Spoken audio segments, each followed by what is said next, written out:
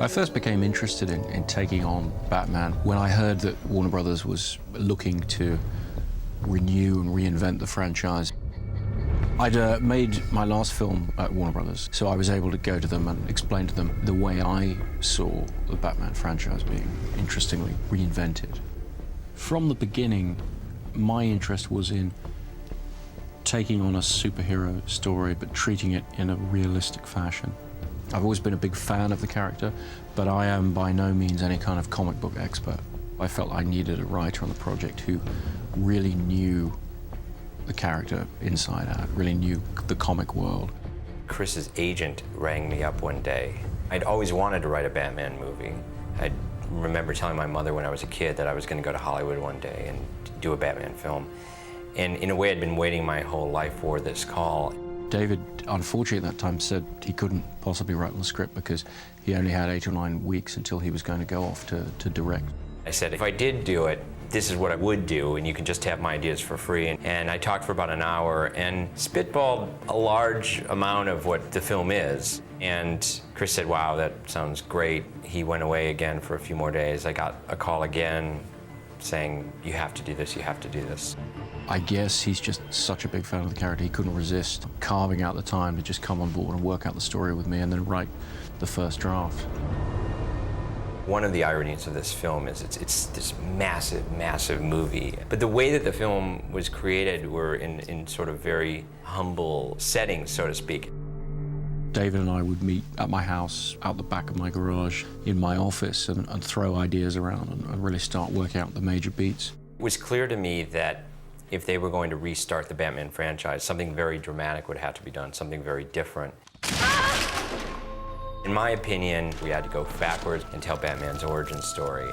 The origin story had never been addressed on film, or really even in the comics. That is to say, there isn't really a single definitive account of the journey of Bruce Wayne into Batman.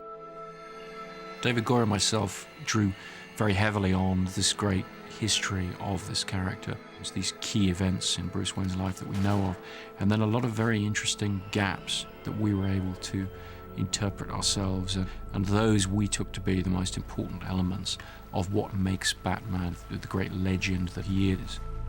As David was writing his first draft and we were fully working out the story, I actually brought on Nathan Crowley, my designer, and moved him into the garage to start working on the key design elements.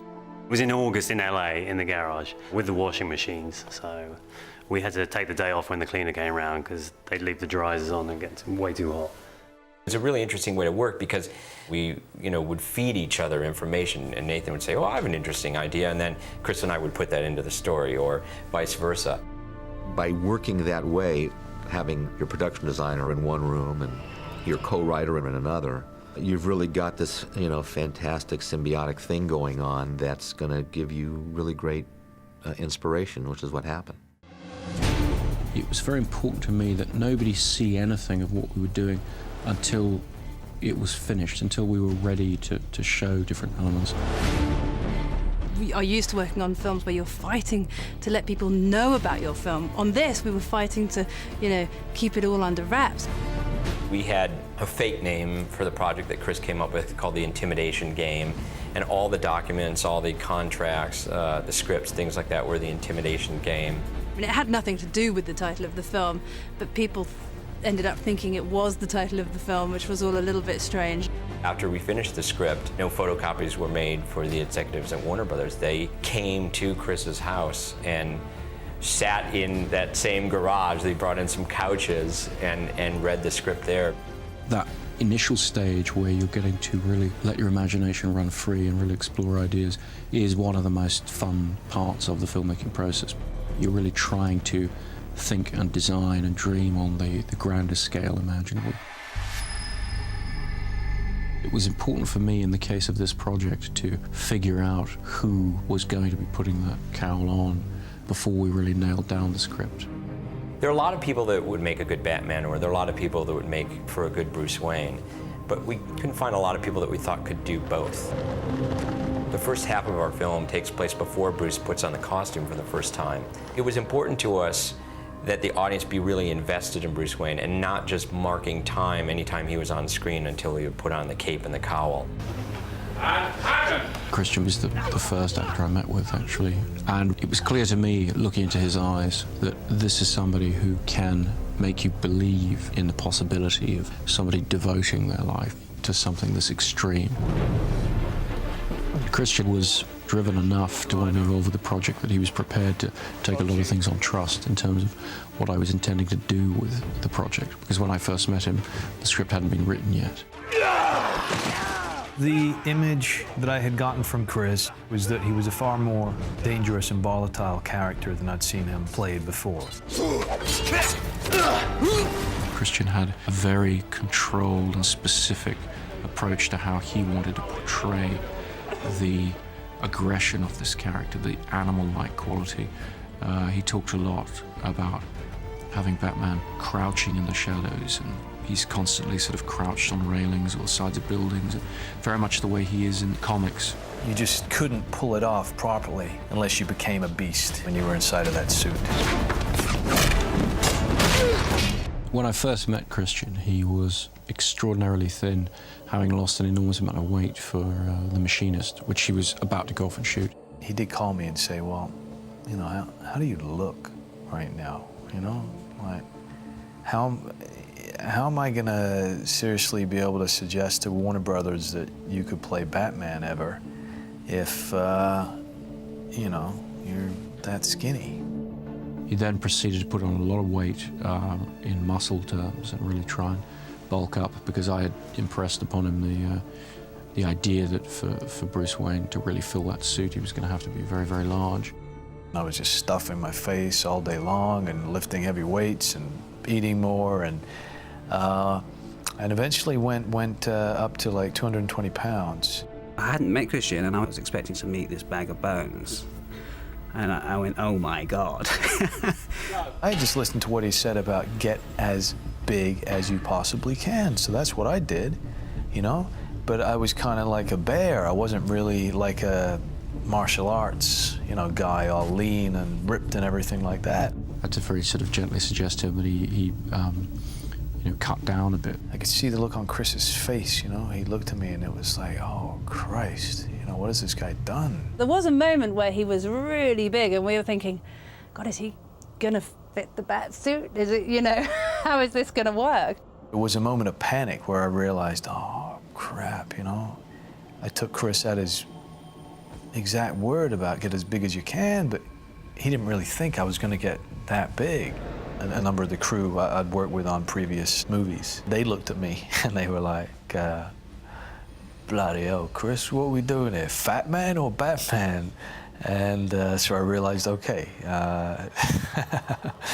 that's not what he had meant. So I had to then try and lose a lot of weight.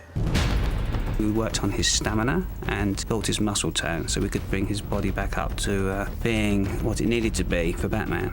And Christian knew anyway, because he was such a focused guy. He knew his own body.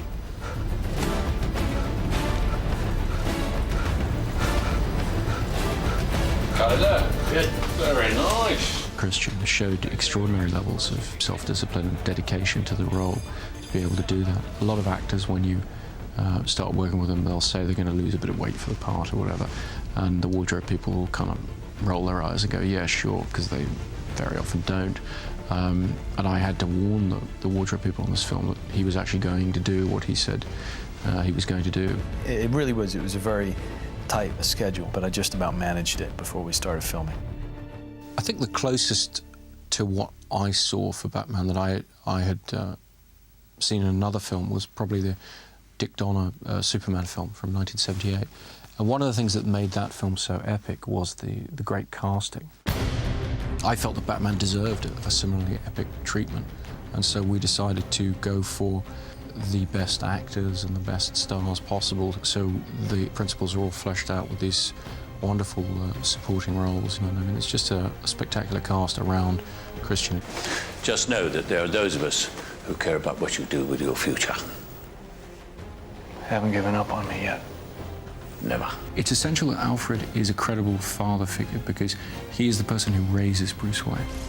In the Civil War, your great-great-grandfather was involved in the Underground Railroad, secretly transporting freed slaves to the north. And I suspect he found these cabins handy.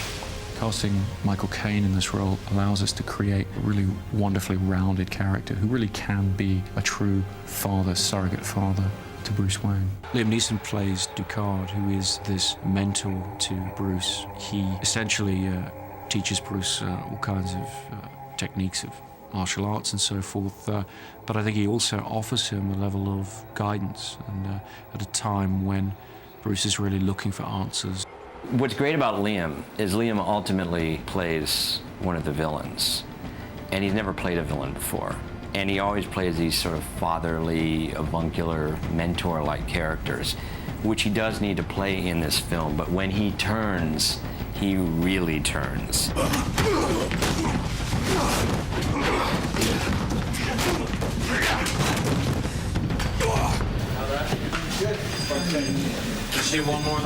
We first talked about the character of Lucius Fox. I said to Chris, well, the only person that can play this is Morgan Freeman.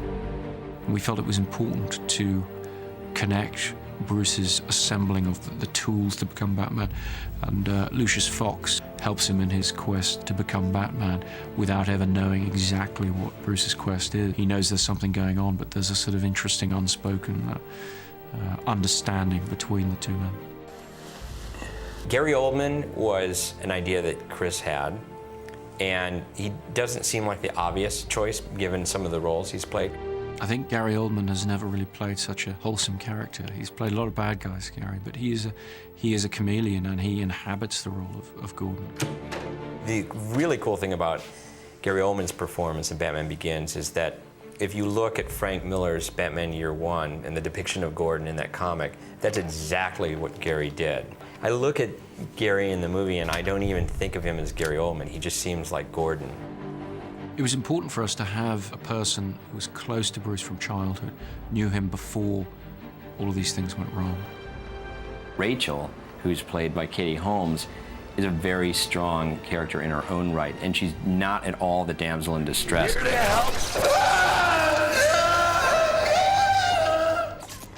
What these great actors bring is a sense of three-dimensional reality, the sense of a real world in which Batman and Bruce Wayne is functioning. And it's very satisfying to look at the finished product and realize how much of it does stem absolutely directly from those first months where it was just us on our own, throwing ideas around.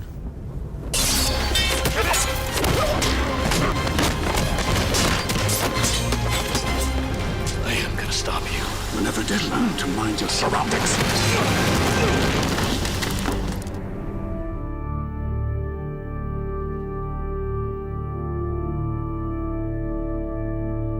The very first time that I'd met with Chris after him asking me to play the role, he had said, you know, he really wanted me to be involved in the fighting technique so that it kind of looked organic and looked like something that I had invented myself. I wanted to take it back to a grubbier place. A place where you feel the punches a bit more and you're actually a bit more concerned about the violence on screen.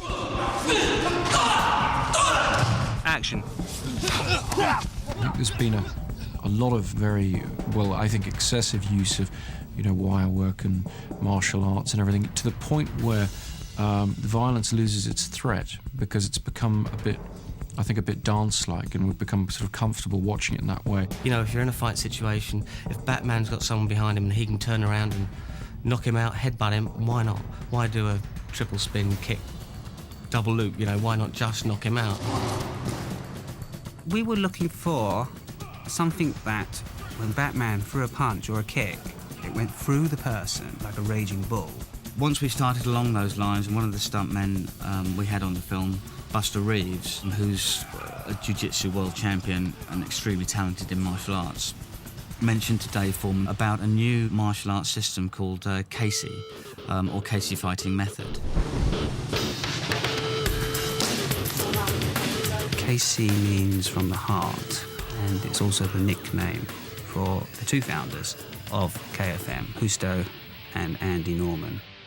Andy and Husto, they developed Casey over 20 years. They analysed tapes, they watched moves all the different martial arts forms to develop it, put it together.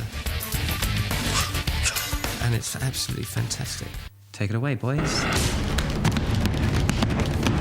Throughout all the fighting movies, we've seen the traditional taekwondo, Muay Thai, the karate. We've seen all that, but we haven't seen KFM. In terms of martial arts, like Wushu has been created over hundreds of years. This is very, very new, and it's still evolving. It's very much about being mentally aware of your environment, mentally aware of how people behave and respond to actions and reactions. It's like, what do you want to do? Do you want to kill this man, or do you want to maim him? And that comes from you as a person. So, you know, it is a lethal art. It's very practical. I mean, these guys actually train often in nightclubs and things, and they will smoke up the room, and it's all about using what's available and grabbing that ashtray and smacking somebody with it, or being able to have a fight with somebody while sitting next to them. And it's a really great fighting style. And we felt that was exactly what we wanted for Batman, someone who, if he feels like he's going to headbutt you, that's what he does. It's just an emotional response. We've had to kind of tame it down a bit, and it's to adapt their system into Dave Foreman's choreography. And action.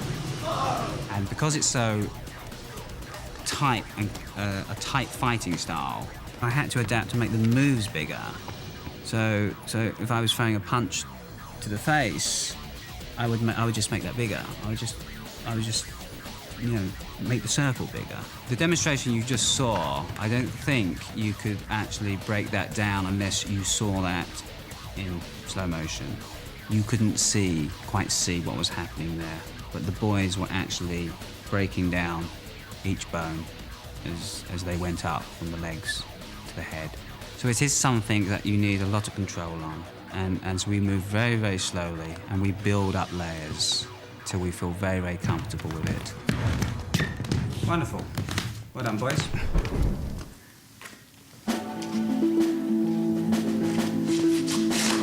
Christian has unbelievable stamina. I mean, I've seen his workload every day. And if he does get 2 hours off in the morning, he has to rehearse a fight. Parents' death is not your fault. It was your father's. We had 16 fights in the movie for Christian to get through.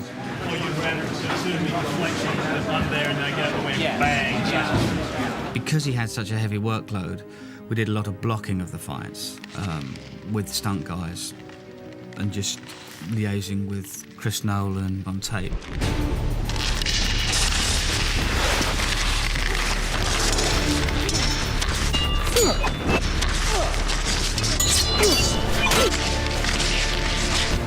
Then we'd bring Christian in, put the acting element into the fight and perhaps tweak a few bits that felt character-wise like they should change.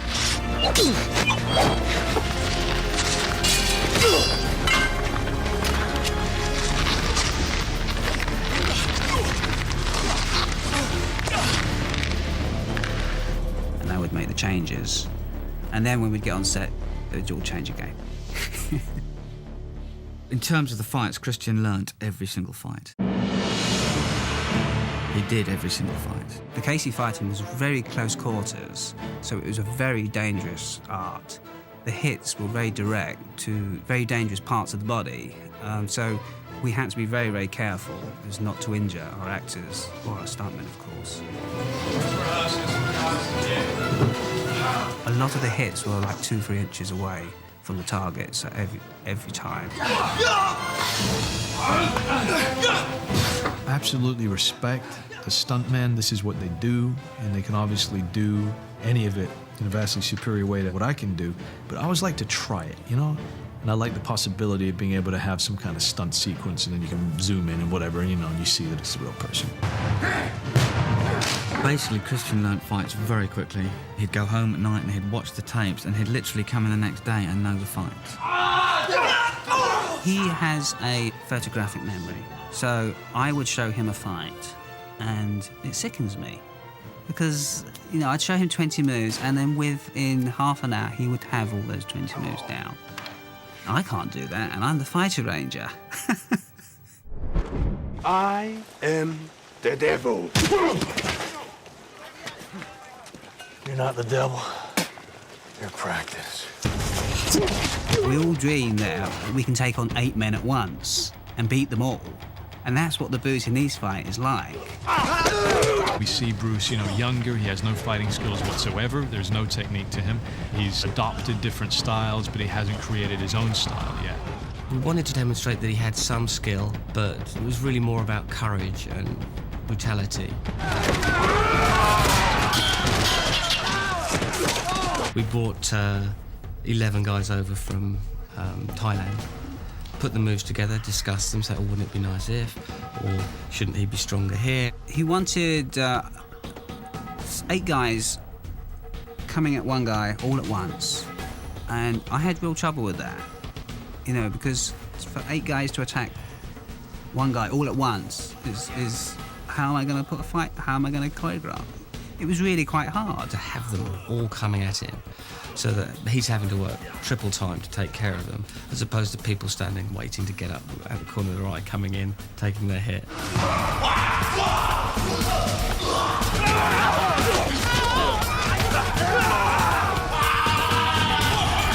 We found what helped that was to keep him moving.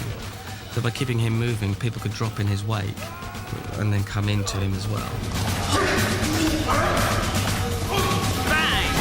Christian did the whole thing, actually. And Buster sort of did a few little inserts, but Christian did the whole fight. We spent a lot of time determining exactly how much of Batman to show, how much of his fighting to show, and I had always looked to a representation of Batman that would be more from the criminal's point of view, so you would see less of him. You would see him as more frightening. There would be more suspense as to what he was doing and where he was. Where are you? Here. And that meant showing less of him, cutting fight scenes very, very fast, so that Batman is seen as being blindingly quick and aggressive and almost animal-like in the way he takes on the criminals. You will never learn.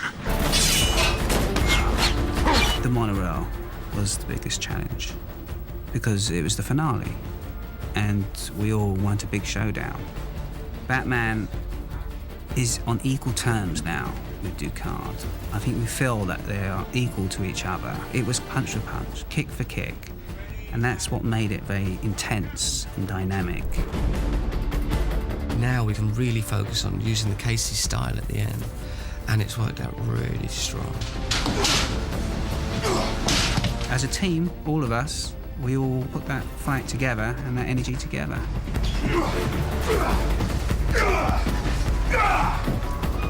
Liam and Christian were keen to be involved, to rehearse.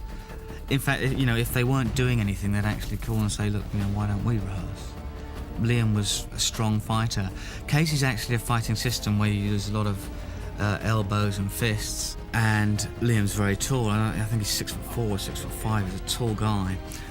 So he has to get very low in order to do the blows. Ready, and action. We just wanted it to be as hard as possible. We wanted to show 2 men who are very highly trained and very highly skilled, very motivated. When I saw the enjoyment out of when Liam had finished the sequence and Christian, you could just see the glee in their face when they finished that sequence, when they've just done 10, 15 move sequence. And that's the best. Got it there. Right, so you guys all right? Yes. I was extraordinarily impressed with the speed and the degree of intensity that the actors were able to get into the action scenes by doing things themselves rather than having the stunt performers do things for them. There's something in action and in fighting that is still very much performance, and so as a director I find it to be a great advantage to have actors like Liam, like Christian, who are willing to just dive in and express the character's physicality, even in the most extreme situations. Never learn to mind your surroundings. My biggest challenge was to make the KFM, the Casey, work on screen. And hopefully it's new, creative, and that's what's good about the KFM. You can be creative with it. You can be very creative with it. I was just kind of bizarre enough to get your attention and think, what the hell is he doing? And then absolutely vicious enough, but also practical enough to believe it. Casey reflected quite nicely our overall approach in terms of script and design of seeing Batman not as a glamorous sort of branded figure, decorative figure, but as a functional entity.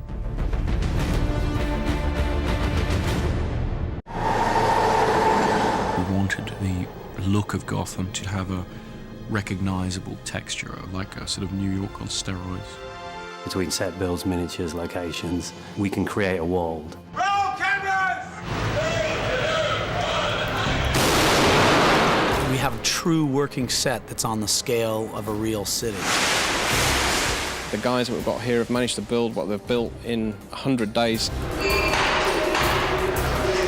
Had a whole river flowing through it and waterfalls, and like on the 5th day, I'd find a different section of the set.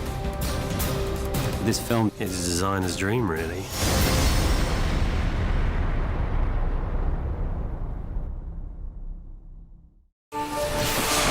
The overall tone and feel of the film is reality, but heightened reality. What does a comic suggest to you in your mind? That's the world of Gotham we're actually trying to create. We kind of realized that I needed to start designing key elements of the film to help him as he wrote. We started to develop the look of Gotham in parallel with the script development. What I wanted to do was to build up the world of Gotham as a sort of exaggerated contemporary New York. We'd taken trips to New York. Gotham has always been based on New York, and to Chicago. And we'd been looking at places like the old Kowloon City in Hong Kong. And we were really looking around, how we were going to go about designing a city. This is a model of what really are the slums of Gotham that I made myself in Chris's garage. Obviously, we pretty much went up all the way to the roof. Having Nathan in the garage, sticking models together and just coming up with the look of the film, it just worked amazingly well, and it sort of advanced our process. Visual effects are very important for being able to help create the environment of Gotham City.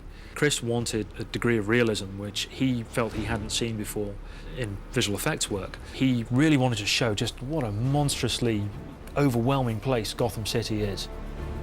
The description in the script was that Bruce looks out of the window of his executive jet and he sees the spires of Gotham catching the first gold of dawn as the sun rises. This is a key shot for us in establishing our ability to create photorealistic landscapes for the film. We've added piers and jetties. We've added things like smoke plumes. We've got all the boats are now in the shot. And all of this was actually sourced from reality. You sort of essentially build buildings in 3D, but you map photographs onto them. So you get the shape from 3D modeling, and then you get the photographic reality from photos taken actually in Chicago. We shot something maybe like there's close to 1 million photographs on this show. Sort of gathering all the possible photographic sources from Chicago we could, day and night, rain, sun, snow, the whole thing. And so what we've got here is an aerial plate, and basically what the camera's doing is it's supposed to be following the monorail train round the corner, heading towards Wayne Tower, which is going to be down at the end of the street here. The streets had to be completely clear, so the city has a ghostly look to it. We're going to need to make this look like this whole thing is alive. Here's our finished shot, which follows the monorail train. We've added in Wayne Tower down at the end of the street. All the vehicles you see driving across the bridges and down the road there, these are all digitally created. There was a point at which we achieved a certain standard of realism on this shot. That made Chris feel that it was possible to produce photoreal cityscapes that would fit in with the rest of the photography of Chicago and the big Gotham City sets. After seeing about 20 manor houses, we came across Mentmore, which sits about an hour and a half north of London. And what's particular about this place is it has a white interior, which suddenly occurred to us that because he returns some years later after his parents' death, we could really play the white interior as a mausoleum, like the place has been closed up. And suddenly that sparked off all these ideas, well, we could have everything draped and shrouded and all the carpets rolled up and the white marble floor exposed and just this really unfriendly place.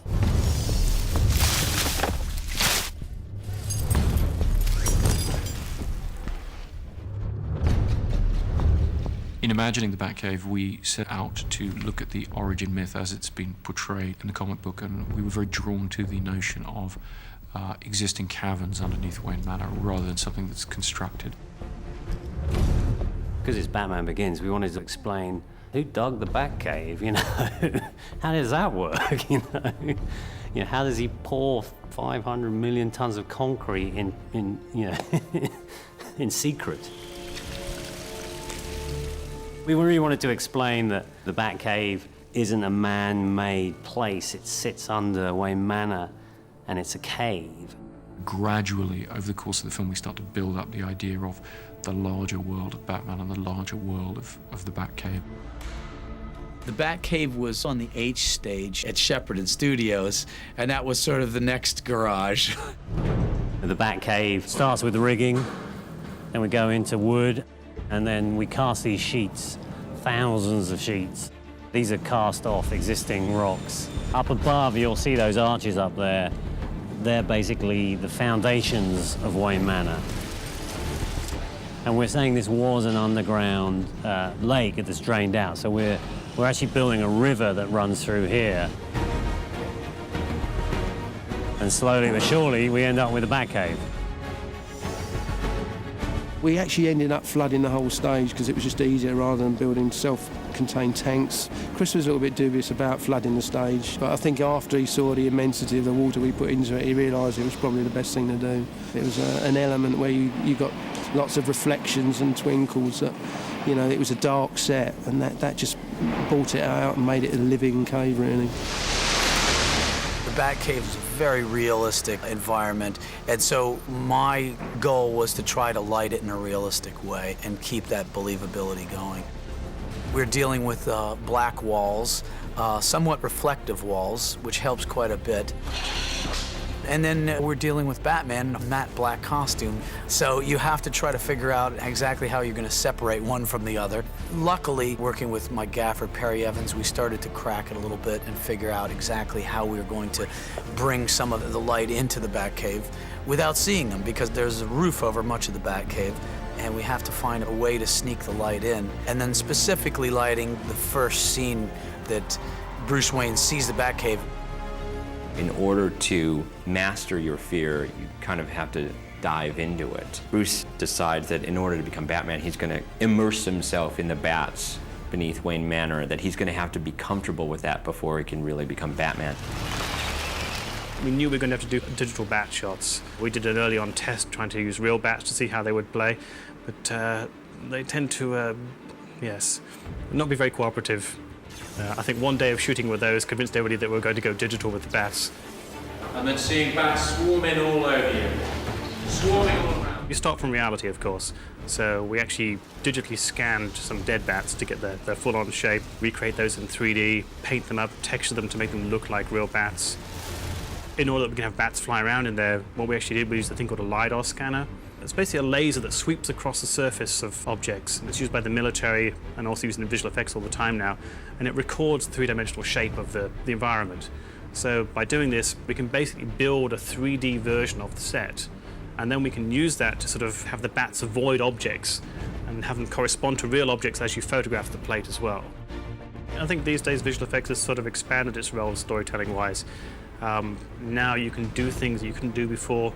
You can do them seamlessly, and you can do them fairly cost-effectively. And I think once he saw where we could go with that, he realized that, yes, avoiding all that bat guano is definitely the way to go. We always knew we had to build a majority of the Narrows as a set because it's something we couldn't find. So we are building a section of the Narrows for real in this giant airship hangar. When we first started looking at Cardington, I think that there was probably a certain amount of skepticism from everybody, really, because it wasn't a ready-made stage by any means. It actually took us 10 months from the moment we took over that place to the moment where we were able to shoot in there. When you are in Gotham and Cardington, you think that you are in a major city because it's so vast. It's almost like a limitless set. Far and away the largest stage that I've ever worked in. It's like putting 8 of the largest LA sound stages in one building. We built a model of the hangar so that we could make sure that what we were designing would fit within the hangar and would work within the space. big advantage here, and what I think the designer and director liked, was the height that we've got. We've basically got 160-foot height. The set is a sort of complex series of areas. So you'll turn a corner and you're in the Narrows, and you'll turn another corner, you're on a Gotham street, and then, you know, the Gotham street gives background to the Narrows, so it all becomes a giant set build. We've managed to build a city, an actual freeway, a borough, and then a downtown area, all in the same building. Basically, we're incorporating two parts of Gotham City, the Narrows. As it sounds, it's a very narrow part of the set, and the buildings are all overhanging, lots of balconies. It's quite a tight space to work in. And then the second part of the set, which is beyond us, further down the hangar, is really the main drag of Gotham. Main drag will have a lot of traffic in. We're looking at running, maybe 50-odd cars through the set. And then under the structure itself of the hangar, we've got a full freeway. So that's 3 lanes of traffic running the entire length of the hangar. There's quite a lot of stuff involved with that. Obviously, we've got to work out all the road markings. The traffic lights are all wired up. A lot of the street dressing that were brought in, we actually bought in America and had it shipped across. As part of the design of the set, we've had to lay in cabling under the ground so that we can get all our steam effects up through the manhole covers and the drains. So there's a lot of work. To me, it really is the space that looks the most like a real city night exterior, and yet we lit every inch of it from scratch. Because we had this fantastic indoor space, we were able to shoot during the day and make it look like night. The best approach to lighting Cardington was from the inside out. We put different colored gels on the windows, we hung things inside the windows, and we brought it to a place where I think it really looks like a real city. So I'm quite proud of the way that the Narrows came out on film. Action. You know, these sets are just phenomenal, that we've built this entire city of Gotham, within this vast hangar here. It's a big production, but with such fine attention to detail. It just gives the film a whole scope that I don't think it would have had if we were limited to a regular-sized stage. Everything we did in that garage is in this film, so that was really, really great. When you start to examine the realistic idea of why Bruce Wayne would dress up as a bat, the best explanation offered by the comics is the notion of him using fear against those who would use fear themselves. Where are you? Here. When he's looking for the most intimidating symbol that he can think of, he naturally gravitates towards the thing that has frightened him the most as a child. Essentially, Bruce Wayne becomes his own worst fear.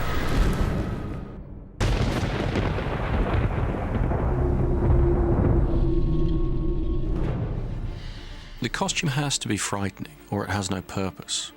For it to be intimidating and imposing, it had to have a sense of function that would play into the credibility of Bruce Wayne putting on this extraordinary costume. Theatricality and deception are powerful agents. You must become more than just a man in the mind of your opponent. What the hell? But I wanted to combine that with a design that incorporated the more operatic, animal-like, organic qualities of the costume. Chris wanted his legs to be more supple, and him to be able to kneel down when necessary. And he also really, more than any other thing, wanted Christian to be able to move his head more and not do the superhero movement of turning the shoulders and the head at once, The last versions of the costume had a very kind of industrial, almost kind of machine-made kind of look to it. Chris, with Lindy and Julian and Dan sculpting, were reducing it back to the human figure. We came up with the idea that it was something like a combat outfit. Nomex survival suit for advanced infantry. It had a really high-tech inside mixed with a wetsuit. That would explain why it hugged the body and looked so sort of neat and sexy, really. You actually saw the inner workings of this suit. It's kind of carbon fiber plates. It protects the core of your body from falling below a certain temperature. He goes into the workshop and decides to spray it with a latex black spray, which removes the heat signature. So if you look with night glasses, which detect body heat, this refuses to allow you to see it. And as he tinkers with it, you see how he develops it from that into the black bat suit. Once it was actually getting made for me, there's all sorts of interesting processes that you go through where you have to have your whole body, you know, molded. A plaster Christian Bale is then produced out of that mold, and as soon as the concept sculpt was approved, and it's literally broken down and remolded into the different parts of the costume. And the cowl, the torso, the legs, they all have to be sculpted individually from that original one piece. Getting the foam as black as possible was a problem, as that reduces the durability. We're not painting the foam, it's kind of the foam as it is. When those molds have been injected, they're cooked in a big oven, and then they come out of those molds. They're wet. It's just a very efficient way, it's just to put it through an old Victorian housemaid's mangle just to extract the water.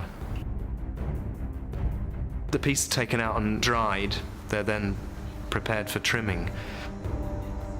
The mold doesn't produce like a cookie cutter kind of effect. There are flashings, these sort of waste areas on the edges of the foam that have to be trimmed back before it's glued down to the suit. And they're trimmed very patiently by our wonderful girls in art trimming. It has to appear as if it's cut by laser and not by hand. It's not the most comfortable thing to wear. I mean, it is foam latex, it's hot. But on the first day shooting, Christian managed to wear it all day, including the cowl and the gloves, not really wanting to take it off. So I think the level of comfort has improved somewhat as well. The cowl itself is very expressive.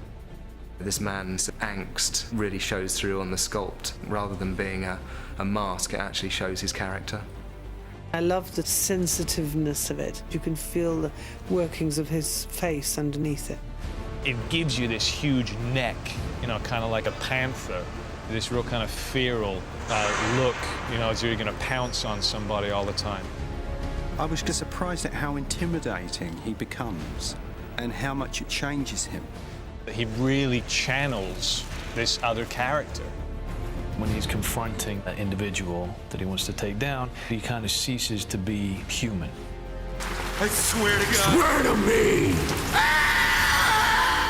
There's naturally, after 6 months of filming, a kind of a love-hate relationship with the thing, because you get headaches in that thing, you know? And I kind of say to myself, use it. You know, the guy's meant to be kind of fierce. When you get a headache, you feel fierce anyway. You know, you got no time for anybody, you're impatient. So I just said to myself, use it, you know, and I just put up with it, you know. This is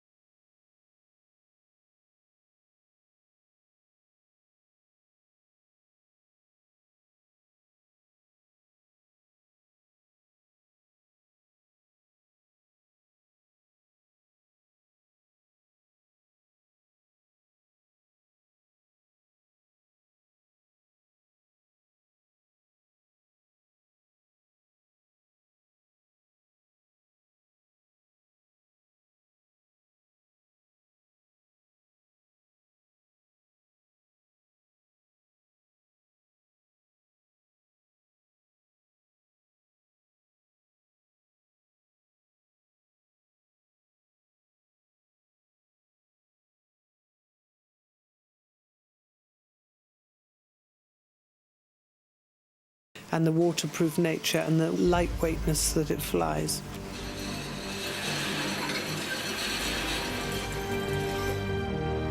I was doing a lot of research with the Department of Defense, and there's something called memory fabric that they're experimenting with now. It's very soft and supple, but when an electrical current is applied to it, it can take on a rigid shape.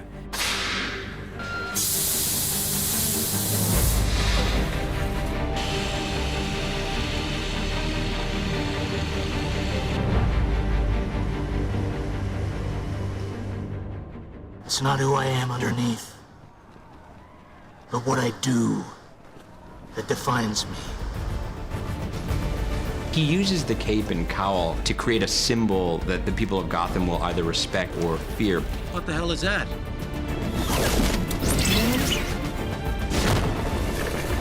What the hell are you?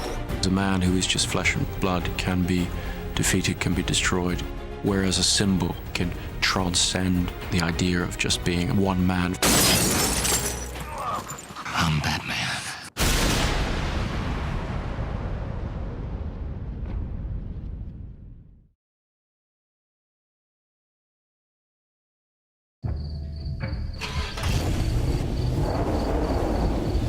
I'd wanted to rethink the Batmobile. It's a key component of Batman's arsenal.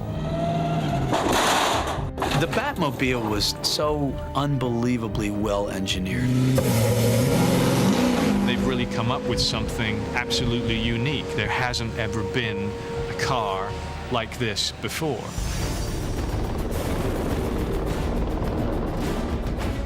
I was shocked. It was completely different to what I thought it would look like. You're watching it and thinking, yeah, I could believe that he could get a car like that.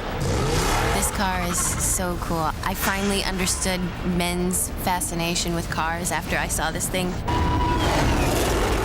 It's the Batmobile. It should be a car that every kid wants.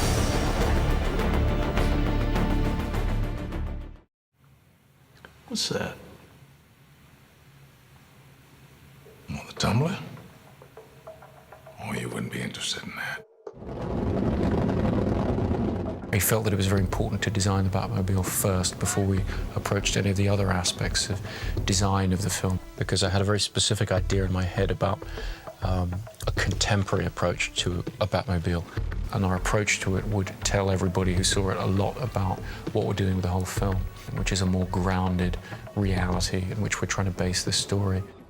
When we first started talking, Chris had this idea of crossing a Lamborghini and a Humvee. Chris was sort of making a little primitive model out of Play-Doh and said, sort of like this. It was very, very crude. It looked more like a croissant than a car, but I felt very strongly that if we cracked that and showed it to people, they would either get it or they wouldn't, and if they didn't get it, then I'd know I was in trouble. Then fairly early on in the process, Nathan Crowley, the production designer, came on, and while I was writing, this was crazy, he created a little model shop in Chris's garage. It was very much a film school atmosphere. That was part of the fun. We really decided to be private and just started what I call model bashing. We just started making models of cars. It's got bits of Stealth Bomber in it, it's got bits of Lamborghinis, bits of Hummers, and all different things put together in this marvelous combination. Chris write his script and then come into the garage and I'd be covered in glue with car concepts. The funny thing is the craftsmanship was really good too. You could see in Chris a kid that had built little car models when he was younger, because you know he and Nathan really had this down. As an evolutionary process, Nathan was able to build one and I would look at it and make suggestions or actually change things like myself, and then we would move to the next step and then the next one. We made about 5 or 6 Batmobiles. The one is the finished Batmobile, I think is the Mark V, so we took about 8 weeks to build. When the script was done, we sort of presented not only the script, but all these great Photoshop elements of what the world and the Batmobile would look like so that Warner Brothers could get the whole picture. And that initial prototype is 90% what the finished Batmobile became. We took that model to England, found these great guys to produce the car full size. Chris Nolan wanted the Batmobile to be a real car, not just a car that looked pretty but didn't actually function, you know. His gem was, look, I want this to be a mean machine, I want it to perform, I want it to go through things, and that was, you know, how we went into developing this whole car. The challenge is first technically how to make something as complicated as that steer and work. Every piece of it has been made. You start with a clean jig, put the chassis on, start building the roll cage around the driver and the occupants in there and build it up from nothing.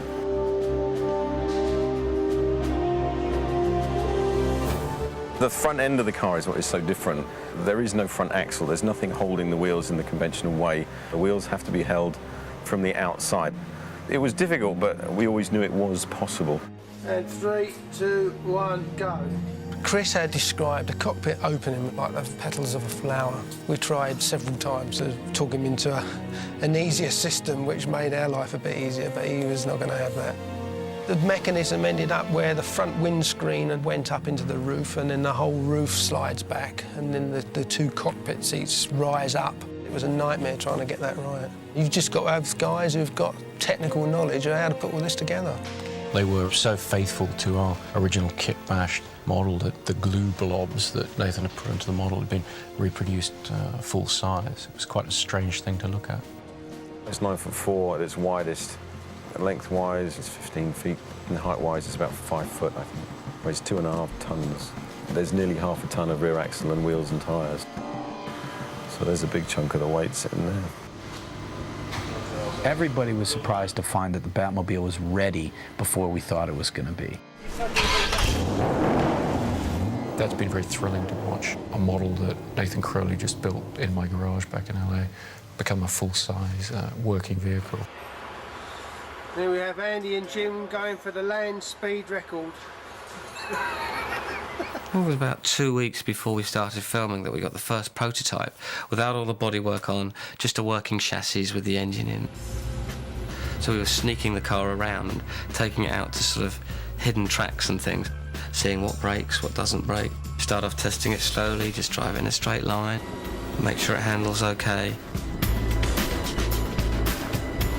And progressively getting faster and faster.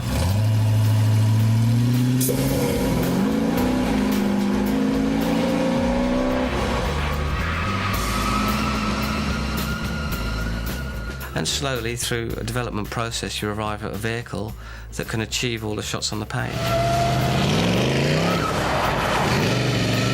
You can get to play Batman, but unless you're the stuntman who's driving that car, you don't get to have the coolest job. The stunt side of it is we bring in one of the best drivers, George Cottle, who's young, but he's enthusiastic and extremely talented. The car has so much potential. In one respect, I have the easy job because I know that if they say the car can do it, I know it'll do it. We will rehearse every single shot with measurements of the location on a runway prior to going to the location so that you're aware of any problems before you get to the location when you've got the expense of the film crew there. It's such a great car to drive, you know, it just screams at you, literally, you know, the noise is like somebody screaming at you. And I called Chris and I said, does this mean I'm going to be able to keep a Batmobile? He said, you're crazy, of course you're not going to be able to keep a Batmobile. This here simulates the jump onto the freeway. The tape on the right-hand side of the frame is the barrier, and the ramp is just behind it.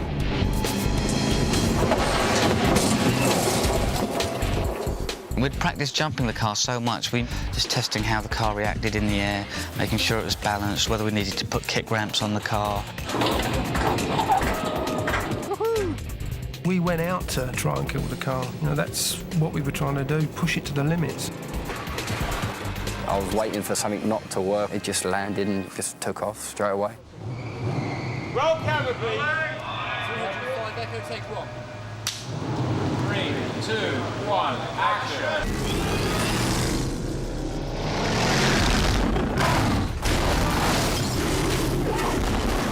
I've got to get me one of those. The car chase in Chicago, Chris from the beginning wanted to do something really extraordinary and fast. We wanted to be able to use the Batmobile as a real car and have a real car chase that looks back to, you know, the French Connection and films like this, not the usual kind of studio-bound use of the Batmobile.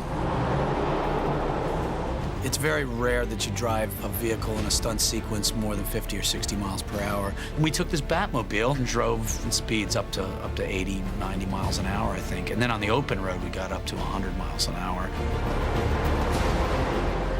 There's no trick photography. It's real time, real speed. You know, when the car's going 100, we're going 100. Our basic approach to tracking with the Batmobile is a device called the Ultimate Arm, which is basically a Mercedes ML55 with a robotically controlled crane arm that gives you shots that you can't get any other way on moving vehicles.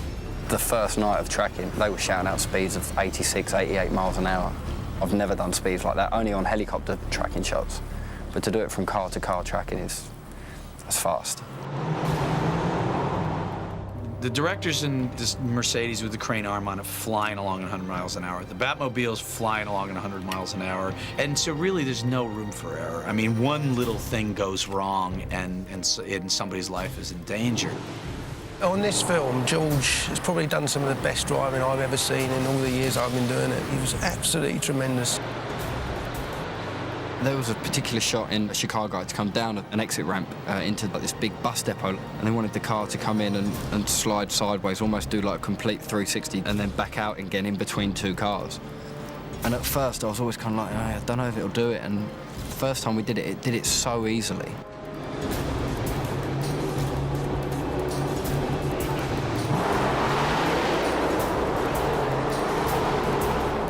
There was not one stunt where the car didn't drive away from it. It always managed to drive away from it. We had to break this huge breakaway wall. No matter how breakaway it is, it's never going to be that breakaway. And I didn't want to do it. I didn't want to put the car through it.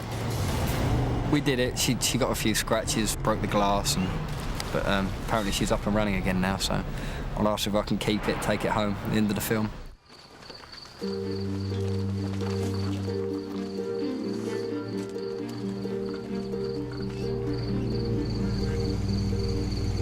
This evening we're doing the final part of the car chase sequence. Batman loses the helicopter and the police cars that are chasing him, and then hits the jump, takes off, flies across a river and into his Batcave. We're going to do the takeoff, and we'll land the car into a box rig just to protect the car, and then the entry into the Batcave we'll shoot later at Shepperton on a stage where we'll actually jump the car through a waterfall and land it on the stage.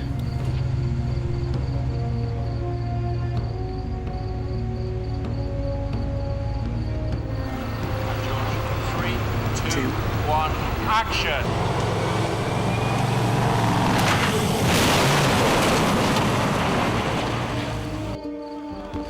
Okay, we good? Yeah, Joel's okay? We're good. The landing in the Batcave we're doing for real with our real 2-ton car. Initially, we were going to build a long run up outside and actually drive it in, but we had big limitations within the studio, how we could get through the door. It was very narrow. We only had like 3 or 4 inches each side of the car. We actually decided in the end to stick a nitrogen cannon in it and fire it off of a ramp just the other side of the waterfall. The flip side is we had to stop it very quickly because it would have gone straight out the other side of the set. So we had a restraining cable on it so we could stop it within 8-10 feet. I'd like everyone to clear the set, please, and go to their positions they're going to be for the shoot. Okay, everyone stand by, please.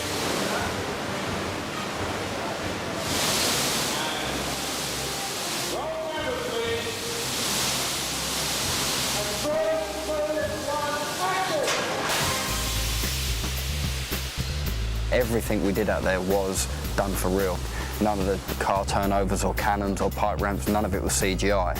And we really did do it. And that's what makes it so real, and, taking it back to the days of, even back to, Bullet or The French Connection or Ronin, everything was done for real. I think this is the best Batmobile, for sure. It just worked great, like clockwork. There's nothing I would change if we went back there and shot it again. We're pleased with the overall performance of the whole thing. The speed, the handling, everything. It's turned out better than expected.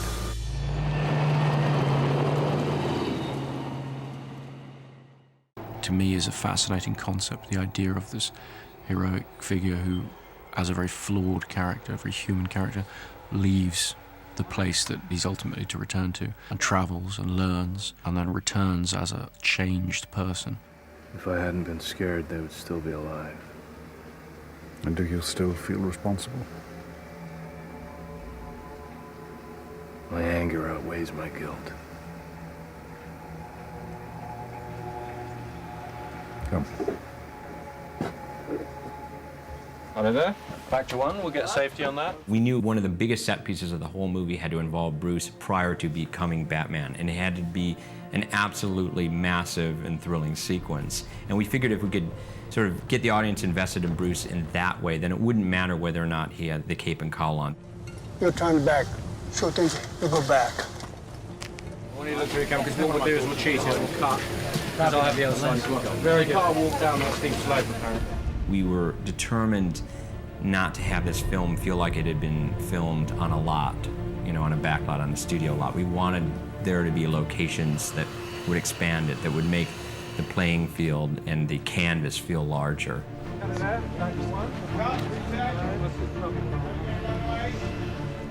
He meets his rival, we obviously don't understand that till the end of the film, in a Bhutanese monastery. So we wanted to place this monastery and the village he goes through on the way to the monastery in a really dramatic landscape. Obviously, Bhutan's in the Himalayas, and we couldn't go there. So we were looking for a landscape you can film in above the tree line that isn't covered in snow or it can't access, which is always the big problem. And preferably, we have a frozen lake and a glacier.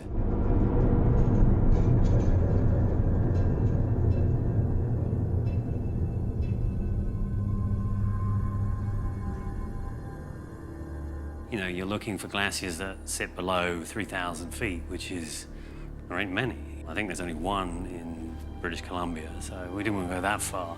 So Iceland, we went to Iceland, and there you go, sea level, glacier, mountains, no trees, rocky landscape, felt like the Himalayas.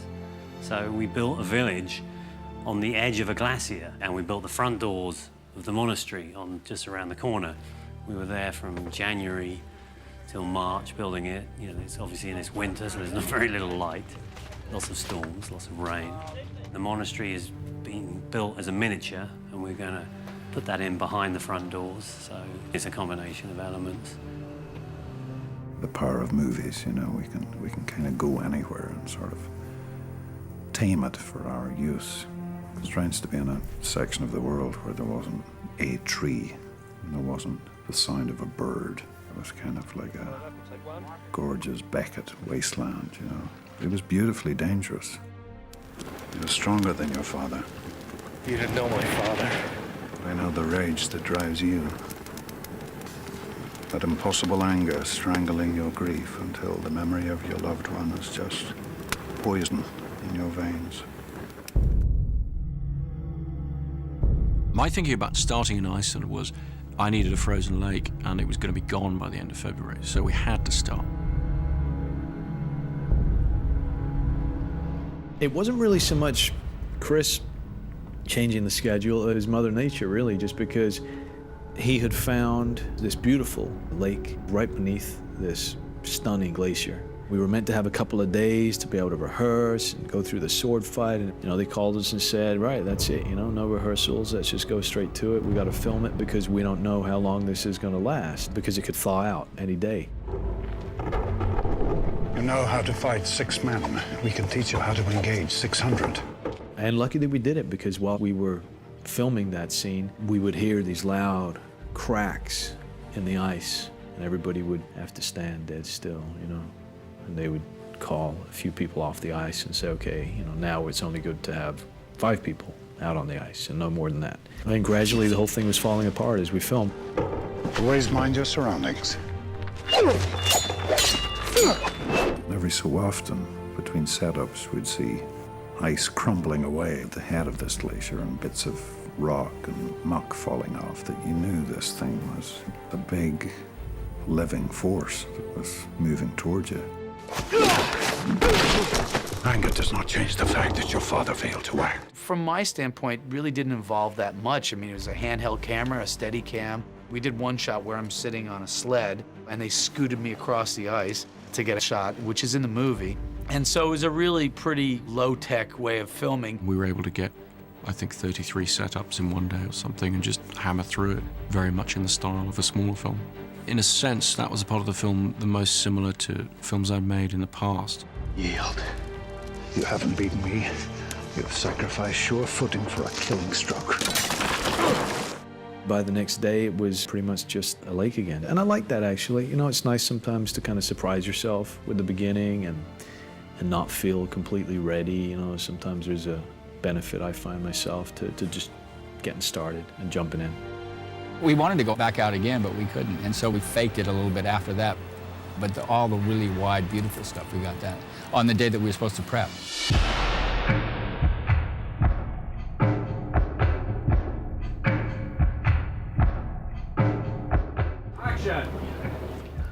I think every movie at some point has a location or a set that is going to be a nightmare no matter what happens. And you have to sort of suffer through that nightmare because it's something that the movie demands and has to be done. On this one, it was Iceland. Let's go for our final checks, please, and let's stand by to shoot. One of the first moments that Chris and I talked about in the film was when Bruce Wayne is climbing his way up to Ra's al Ghul's temple, and he's covered in ice and bleeding and has to drag his battered body into this smoky grand temple at the top of the world. Okay, folks, everyone here has to come down the hill now, please, without fail. Everyone, please. Our first day shooting that, we got 60-mile-an-hour winds and pouring rain and just really, really rough weather conditions.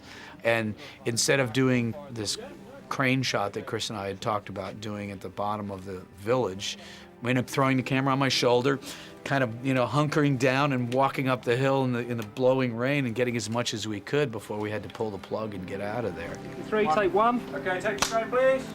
Iceland should have a lot more snow, but it's like anything. We have to cater for any how the weather changes. Start the snow. Got various types of snow. We're actually bringing snow and ice to Iceland. Rain effects, well, we're leaving that to God at the moment.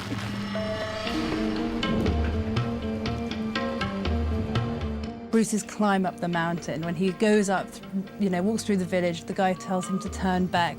That was a huge challenge, and it was more a challenge of stamina than anything else. It was freezing cold, the wind was roaring, and it was just miserable, quite frankly. And I think that the fact that we all got through that meant that we knew we were in a good place to continue. Filming in Iceland, the first week of production was like being thrown into combat. I had a completely new crew, an all-English crew that I'd never worked with before, who did a fabulous job, but we were all kind of thrown into the mud, wind, ice, rain, hail, whatever was hitting us there, and had to work out all the bugs of not only our communication, but filming the movie and doing some crucial scenes.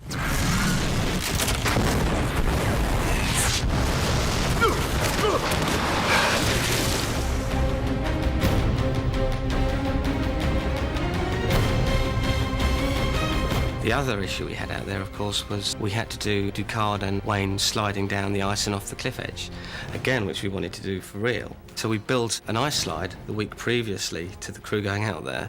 We took 2 containers of snow out there as a backup and ended up using the whole lot. We covered half the mountain in artificial snow, and we were exhausted by the end of that week. In terms of the stunt, we'd rehearsed, it was all pre-rigged, ready to go so that we don't keep the crew waiting. And then on the day you're standing there thinking, I hope this works. The guys who were part of the stunt team went out to Iceland while we were filming another sequence. They would rig it all, get the timing, the wire lengths and everything. And then me and Mark would step in on the day, do a couple of rehearsals, and then the tape rolled.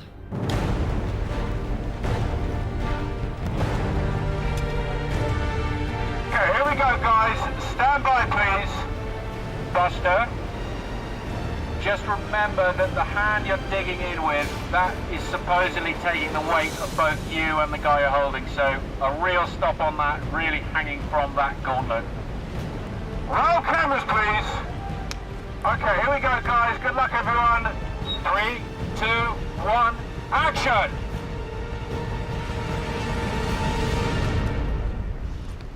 Cut there. Okay, if you want to change your lens, Wally, Chris is saying, we'll keep the same lens on here. We're going to do the drop down again. when we just had to rely on the wire stopping us again. It's back to the trust again. You've got to rely on the gents who are setting up the wires and yeah, it's all the background guys as well. It's all the guys behind the scenes that you've really got to put your trust in. Let's roll cameras, please. It looks dangerous. It is dangerous because anything could go wrong, but it is safe. The cable that's holding those guys could hold 25 times more weight than those guys are on. The thing that's in the ground is 75 times more deep than it has to be. The compounding of all the specs to a degree were virtually impossible, although an accident could happen anytime. So yes, it's very scary. Cut.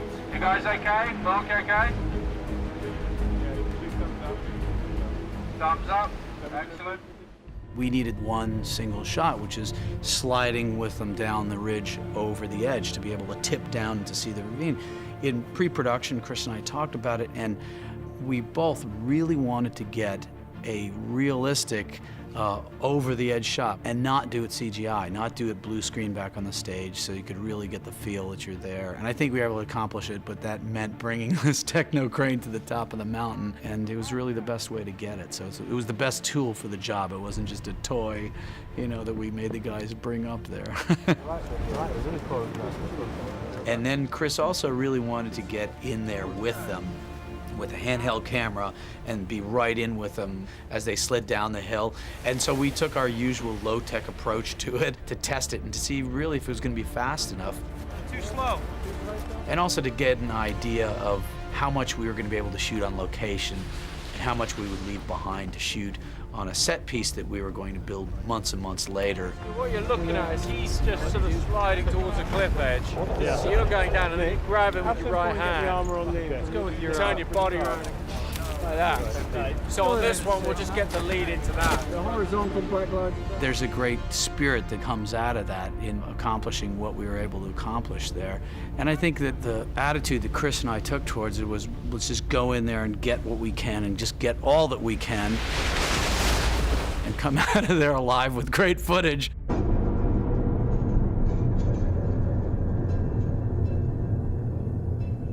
Shoot it even further back and shoot it this way. I wasn't worried about starting with this outdoor, this sort of extreme location. Action! The crew and the cast and so forth came through with flying colours. That gave me a very high degree of confidence about how they were going to approach the rest of this rather large film. That's the thing, to stand up on that glacier and say, you know what, we decided to do this, we did it, and it's fantastic.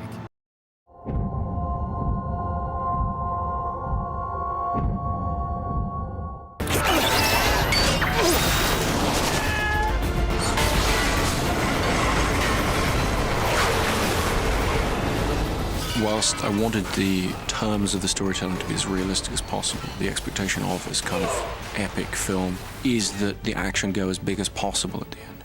That you take things to as extreme and as large and as extraordinary a set of circumstances as can be achieved without violating the terms of the storytelling. So all of the action at the end is designed to push the envelope as far as possible, but never abandon the grounded roots that we've tried to establish in the tone of the storytelling. Miguel, don't you have anything new? How about this? The idea is we'll try and shoot it first of all, we'll try and do it practically, we'll do a stunt, we'll do special effects, and only then when we exhausted those ideas will we try and turn to visual effects. So wherever we could do a stunt, even if it meant painting out a huge amount of wires or a rig or something like that, we'd opt to do that. It's a frame-by-frame laborious process. The benefit you get is you really get somebody doing the stunt. It's there, it's on film, everybody can see it, whereas creating the same thing digitally from scratch, you know, that takes a hell of a long time just to get it to that believability level.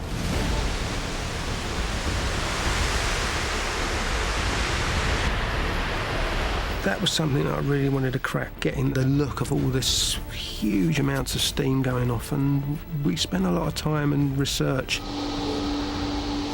And the whole of Cardington had a network of piping with massive great steam generators, and there were, I think, 20 manhole covers, which every single one was piped in with a 2-inch outlet of steam, and when we hit every one of those, the steam went up 150 foot. It reached the roof. So we would do a run, let it all off, and then Chris would shout cut. We would switch it all off, and then it would like rain for about 20 seconds where all the condensed steam had gone up, hit the roof, and now was coming back down. Quite bizarre. Hey! What the hell are you doing? Gentlemen, time to spread the word. And the word is panic.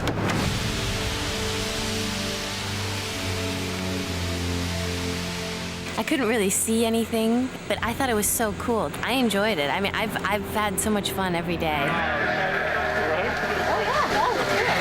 We have the best of the best people working on this movie, so it's like, wow, okay. What do I do now? You know?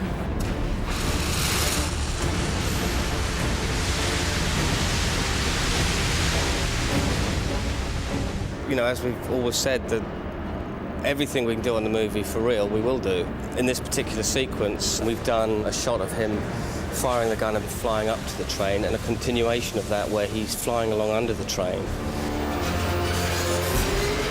So Steve Crawley, who's our wire effects supervisor, rigged up a system for us with computers, and I think it looks fabulous. You know, he's flying along, we've got him smashing through gantries as he goes along. By the time I get to that bridge, I think I'm hitting about 30 mile an hour. We only did about a 15, 20 mile an hour rehearsal. Did it about 75%, but today we must have gone full speed. Someone must have had the Weetabix this morning. The relationship between stunts and special effects is very close indeed, you know, because ultimately, you know, Paul and I talk about what we're going to do in the scene, and then we go away, we design the rig, build the rig, but then we have to work with Paul's team to put them in amongst it and make sure they're happy with it. When he's flying along, his boys are watching all the time to see where the performer is, and they'll time it so that he's in no danger. But we can still have him coming through the steam. It's just making sure that he's missed by the manhole covers and things like that. That's working with a good special effects team who you can trust and aren't going to hurt your guys, you know. It's a big thing to get set up and to get going, but once you do it, you look at dailies the next day and you've completed it. You've shot this amazing shot of Batman flying 800 feet across a city, and you've done it in an interior space during the day without the use of visual effects. That, I think, capsulizes Chris's philosophy of filmmaking, which is let's do it for real. Let's put it down the way you would see it, you would believe it, and that'll give us the kind of credibility to bring the audience in. I wanted their confrontation at the end to be true to the spirit of the rest of the film, so that the actual confrontation be on the most human and almost banal scale possible. Action! The decision was made early on to do outside the windows 100% CGI.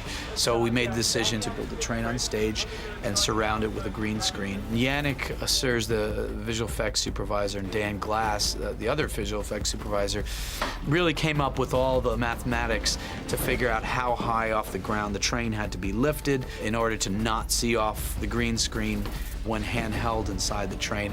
Action! My approach to the train was I wanted to have kind of standard interior fluorescent lighting, but wanted to be able to flicker those lights a little bit as a real subway train would in a city. In addition to that, I used a series of 30 or 40 tracking lights with different colored gels on them outside the train on a dimmer board and what they call a chase, so the lights would go off one at a time. So the effect is a flickering light on the face that looks like you're going past lights in the city streets. So when all those elements come together, you really end up creating an environment that I think is very realistic. It's taking all the technology just to go back to square one and create something naturalistic and real looking.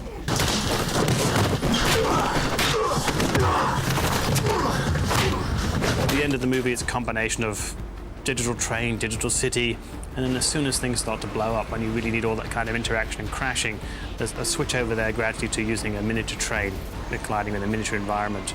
It still seems more feasible these days to actually do things with real things blowing up, even at small scale, than it does to do it digitally at this point.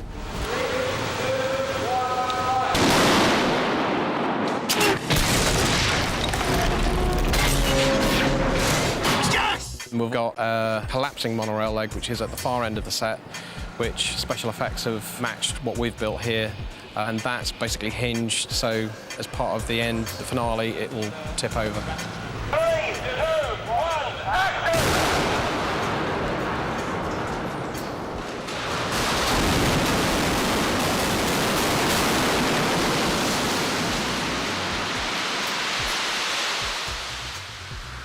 How did it go for you? Very well, thank you. Very well indeed. Well done. You get it? Yeah. It was quite funny because when we came to do the shot, I had a bet with Chris Nolan where it would land, and we positioned the car.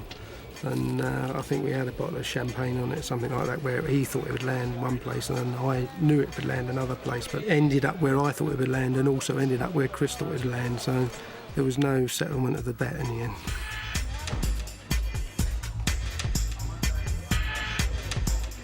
The miniature department made up the monorail sections. It was a matter of hanging them up and triggering them to release, when the leg fell away. They had all the ingredients there.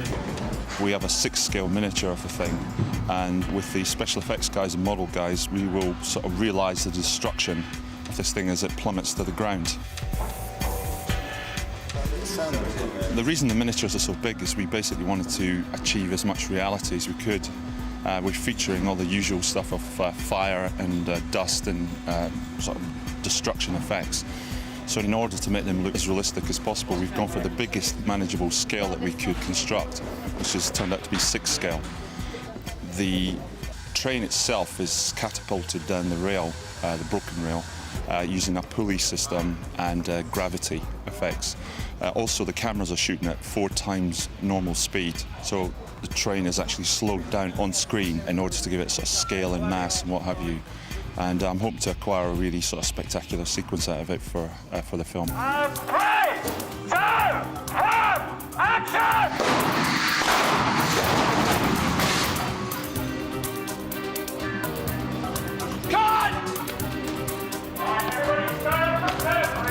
Unfortunately, because of the scale of a lot of the models we've got here, it's not just simply a case of just going in and grabbing them and pushing them around till you get the correct positioning, what have you. They're so damn big that we have to use forklifts and what have you to move them around. They're very cumbersome, so therefore it's very time-consuming to set up a lot of these effects. But ultimately, I think the end result's worth it. So I believe that we're probably one of the biggest miniature shoots ever.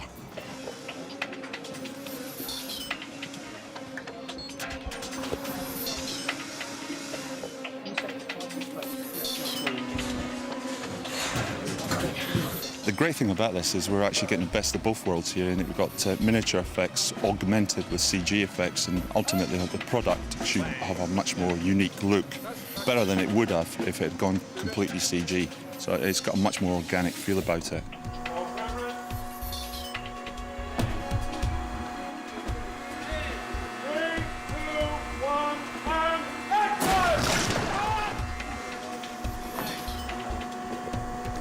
This can now be done on computer graphics, but it just involves a huge amount of chaos. Explosions, dust, debris, crushed cars, crashing trains. It's just very, very complex. In this particular case, a mixture of models and CG is the best way to go for everyone. Wow! Well, it actually lights up the interior of the train as well. Very nice. Clean sweep. What do you want to do next? Another one. Yeah. Again. Come on. We kind of take our cue from the action on stage and then work out to build on top of that. So they'll film their live action pieces, be limited to a certain kind of scale, and then we'll cut to maybe a digital shot or a miniature shot and go bigger than that, but take our cue from those.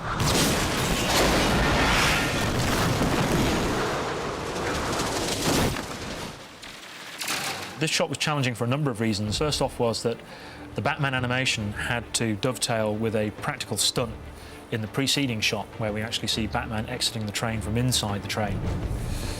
So here we have Wayne Station, pyrotechnic elements added to it. We have now added the crash set at the bottom, adding the foreground buildings, the foreground architecture.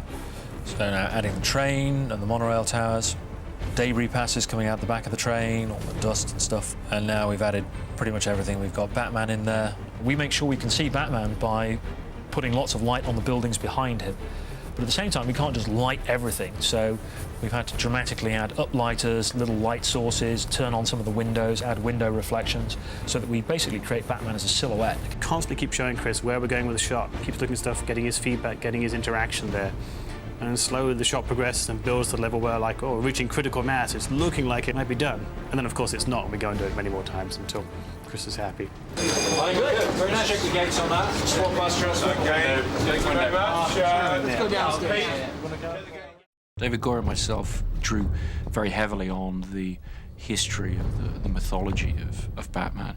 There is this great, 70-year history of this character.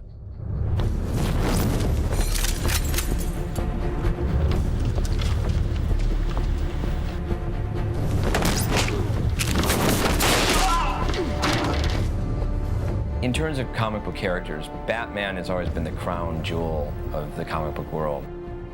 Batman has been blessed in that somehow he has attracted more good writers and artists over 60-plus years than almost any other character. The great part about Batman is that in some ways he's indestructible. As long as you stay true to the origin of who he is and what he's about, very hard character to break. We've been perfecting Batman's story for 66 years. The movie carries that one step further.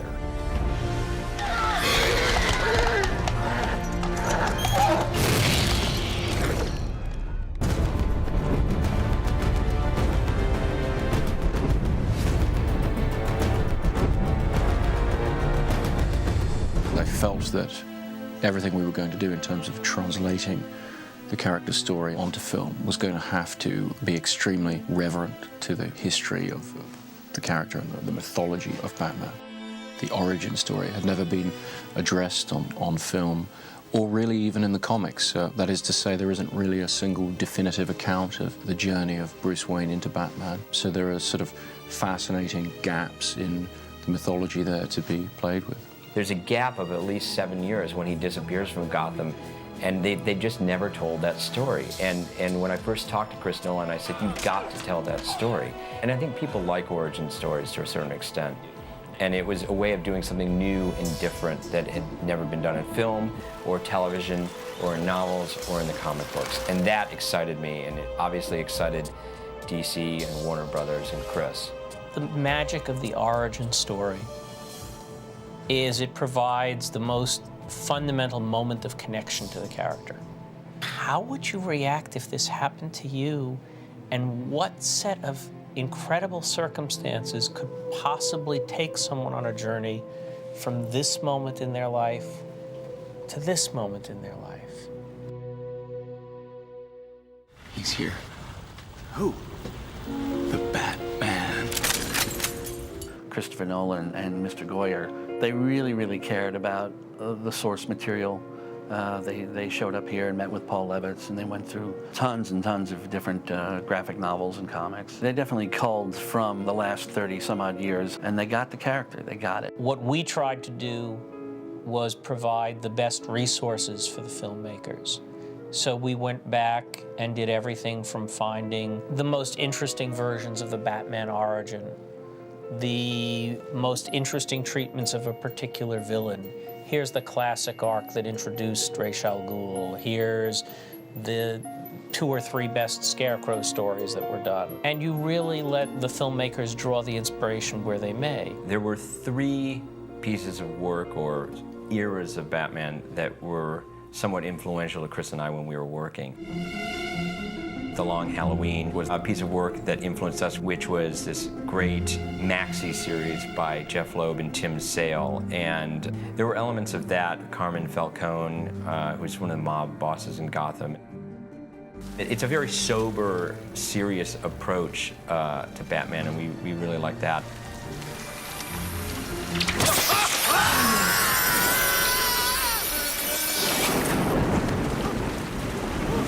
Where were the other drugs going?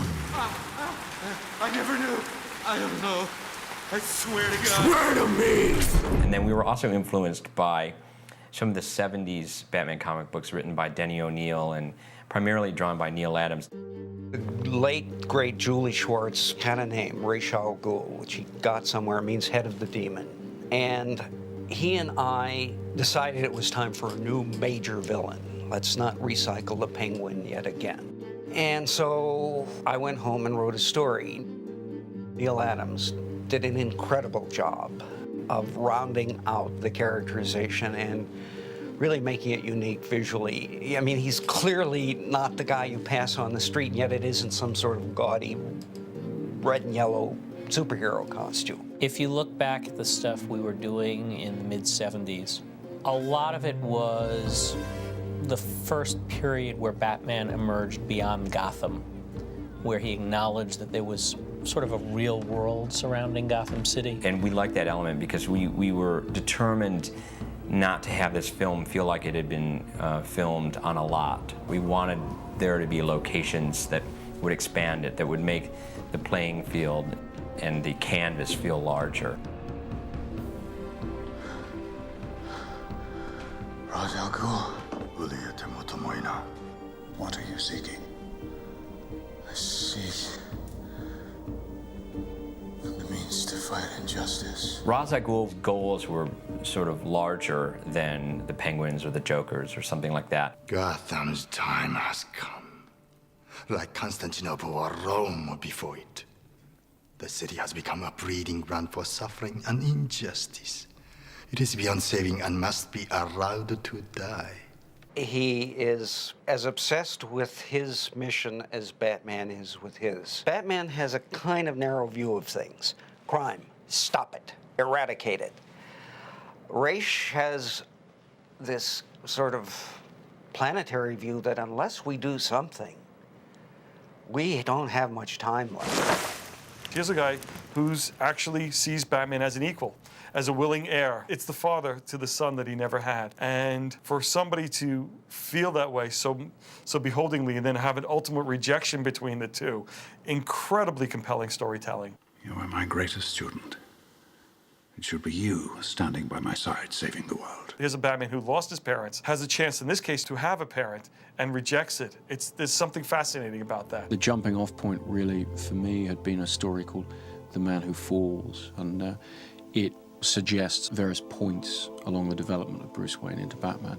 This idea that he travels the world and is mentored and tutored in different disciplines by various individuals and then returns to Gotham. For me, it was a fascinating story, and it was a fascinating connection between Bruce's early childhood trauma, falling down this well and being attacked by these bats, and then the persona that he then develops in order to use people's fear against them. Another piece of work that influenced us was Frank Miller's Batman Year One, because that did deal with the first year of Batman being Batman, and the approach was very no-nonsense and very tough. And there was a great relationship that Frank Miller developed between Bruce Wayne and the beginnings of Batman and Gordon, who is not yet Commissioner Gordon. I never said thank you.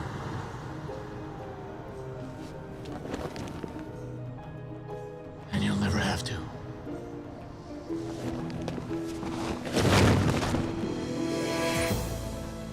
It's a great story about crime and corruption in the big city and how one man can make a difference. As gritty a story as that is, it's a story about hope. You have James Gordon, who's given up faith in being a policeman, lost a lot of purpose in his life, and is really probably at the lowest end. And here's a guy who's a needy soul, meets probably the ultimate needy soul in Bruce Wayne's Batman.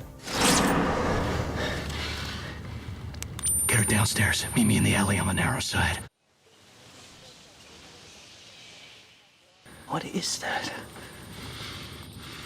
Back up. What that? And together they find a way to lift each other up. So it's a great character perspective. In that book, I get to learn about Batman through James Gordon's eyes. I think Frank was the first one to suggest that the police force in Gotham City was corrupt, and that left an opening for Batman to operate in, because if the police force were doing their job, there wouldn't be as much of a need for Batman, and that would force Gordon to rely on Batman because he couldn't rely on his own police force. That relationship we were definitely influenced by. Frank, from Batman Year One to The Dark Knight Returns, have given such strong visual and classic interpretations of the character while staying true to everything that had come beforehand, that he really was able to embrace everything that makes the character so strong, so iconic, and so identifiable, but we're able to put that polish on it that makes it extremely contemporary at the same time. I mean, this is a 60-year-old character, and he's never felt more new than when Frank touches it. I've read a lot of Batman stories. I would say that my all-time favorite would be Dark Knight Returns. I mean, A, it was inspirational, B, it was revolutionary, C, it really captures sort of the zeitgeist of the times. I mean, really, it came out in the 80s. It touched on politics, Reagan years, pop culture, and I thought it brought it all together in a way. So it's a great Batman story, but it's also a great story about that time in America. And it actually was Dark Knight Returns that got me into comics. When Jim Lee stepped on board and was the artist on Hush and came up with the year-long arc on the Hush storyline, he was able to inject new life, new energy in Batman, which we hadn't seen in years. He gave everybody an interpretation that really works for today, and he gave everybody an interpretation that they can embrace and call their own for all the readers who are on the books right now.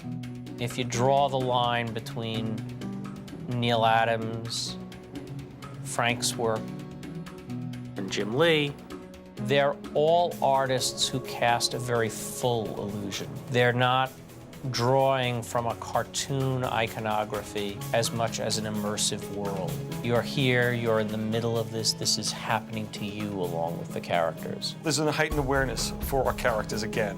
With Batman and Superman soon to be following as a feature, they're back in the spotlight. People are talking about them again. And when people start talking about them, they start remembering, oh, I remember Batman in the movies, I remember Batman in the TV show, I remember Batman in the cartoons. Batman's been introduced to almost every person, but in different medium. That's what makes it interesting.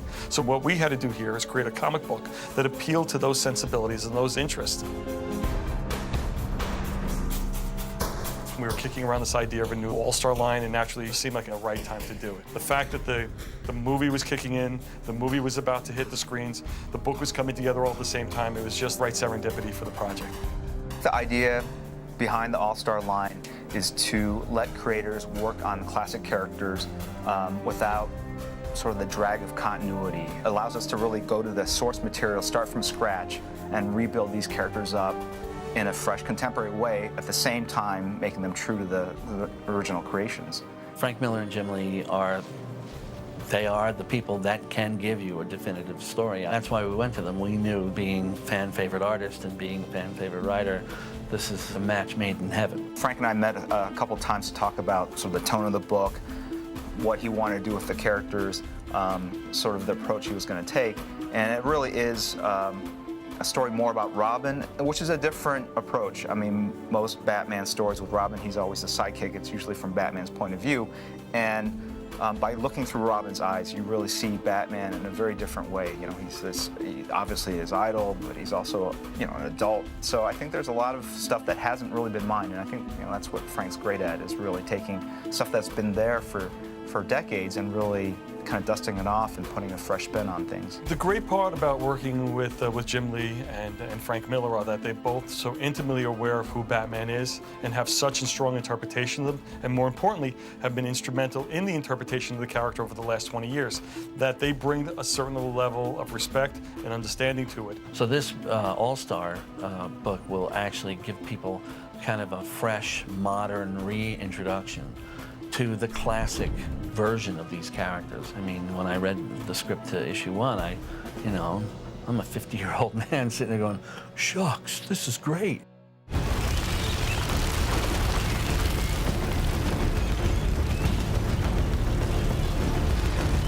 Why have so many characters that were created around the same time faded away, yet Batman stays around? I think the pure motivation, the origin of who he is, and how he ultimately became Batman is so identifiable and so timeless that anybody's going to stay with that character because of that.